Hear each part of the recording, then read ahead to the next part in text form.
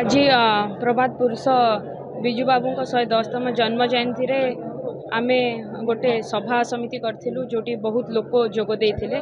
आपण माने देखि पारुथबे विजु बाबू प्रति कि विजु जनता दल को प्रति लोक मानकर केते स्नेह श्रद्धा एबे भी रहिछि। नवीन बाबू को लोक खाली गाँव में झुरुचंती। आज आमर नूतन भावे जो सभापति अमीन प्रधान भाई होइचंती तांकर नेतृत्व रे तांकर सभापति नेतृत्व रे ए सभा रखा जाइछि।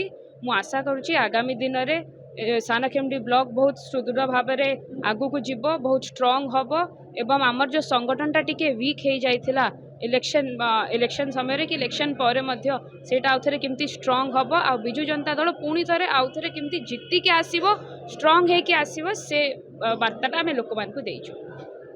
प्रभात पुरुष विजु बाबूर आज 110तम जन्म जयंती यही अवसर में आज आमर पलासपुर ठारे माँ काली मंदिर ठारे आज सानखेमुंडी ब्लॉक विजु जनता दल विशाल कर्मी सम्मेलन अनुष्ठित होती। आमर मुख्य अतिथि आमर धराकोट राजा सुश्री सुलक्षणा गीतांजलि देवी आमर ये मुख्य अतिथि जोग देइछन्ति। आमर सानखेमुंडी ब्लॉक अमीन प्रधान आज सभापतित्व सभा कार्य आरंभ होता।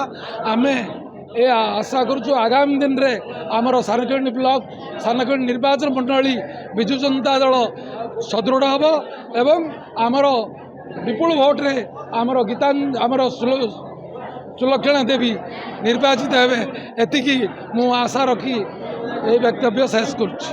जहाँ कि प्रत्येक ओडिया को मन को आज पुलकित करुच्ची। सी इंडोनेशिया भूमिपुत्र ओडिशार कलिंगर मुकुट भुवनेश्वर सम्राट जहाँ का वर्तमान में सुपुत्र आमर प्रिय पूर्वतन मुख्यमंत्री नवीन बाबू नेतृत्व में एक विकासशील राष्ट्र गठन में एक जुगांतिकारी पदक्षेप नहीं कि दुर्भाग्यर कथा 2024 मसीह एक सुनामधन सरकार पतन घटला जहाँ कि ओडिशार विकास को निम्नगामी करिछि। आज युवक मागुछि निजुक्ति, चाषी मागुछि पानी, किंतु वर्तमान सरकार केवल रंग मायार व्यस्त। मु आज पवित्र दिन में मु गोटे सरकार डिमांड करी कलिंग वीर विजु बाबू को भारत रत्न भूषित करा जाऊ एवं ओडिशा को शिक्षा संस्कृति विकसित करा जाऊ। ए रंगमाला काम बंद करा जाऊ। स्वर्गीय विश्वविदित राष्ट्रनायक विजु बाबूंकर 110तम जन्म जयंती उत्सव में स्मृतिचारण ये सभा अनुष्ठित होता। ये परिप्रेक्षी में आपण मान जरिया सर्वसाधारण को गोटे संदेश देवाई विजु बाबू थे सामाजिक न्याय प्रतिष्ठा, गरीब लोकों मनर मनीष, ओडिशार गौरव, गंजाम गर्व।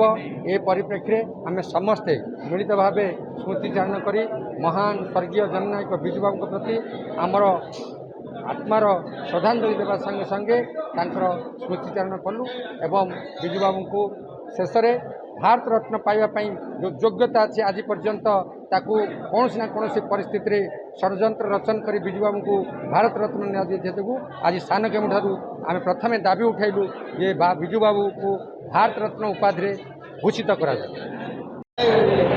सानखेमुंडी ब्लॉक रे आज वर्तमान प्रभात पुरुष विजु बाबूंकर जन्मदिन रे आज सुलक्षणा गीतांजलि देवी एवं आमर राज्यर सभापति विरोधी दल नेता मान्यवर मुख्यमंत्री पूर्वतन नवीन बाबू निर्देश रे मत आज सभापति दायित्व मिली एवं मैडम को छाती रही वर्तमान जो सुजोग गोटे युव शक्ति आमको मिली सानखेमुंडी अंचलवासी सानखेमुंडी निर्वाचन मंडली को।